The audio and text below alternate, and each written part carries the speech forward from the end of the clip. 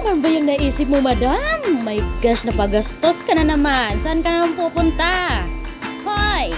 Guys, pumunta nga ako ng Pure Gold para mamili ng mga kakainin ko habang nag-ML, TikTok, or whatever na maisipan ko. Kaya ayan, napabili ako ng napakaraming pagkain. Baldi na talaga yan, besh! Oh my gosh! Bumili talaga ako ng mga gusto kong kainin habang live for 1 month ang madam nyo. So, ayan, may SB19 pang nalalaman na noodles. Ay, nako. Ayan, may steak o pa, baby yarn. Ayan, paborito ko yan. Paborito ko yan sa lahat ng pagkain. Inaano ko siya, binubudbud ko siya. Kaya, ayan, kasali siya sa kalukuhan. No? Di rin mawawala ang kartihan. Nail polish. Ayan. So, yun lang guys.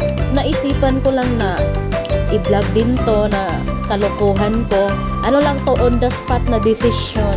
Gusto ko lang gumastos para sa sarili ko habang pahinga, habang nakahilata, habang nag-email, TikTok, nagsisiling, money.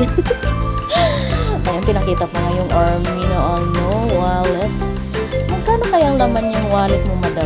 Tinitingnan mo talaga kung magkano yung presyo ha. Akala mo naman ganun kalaki yung nagastos mo.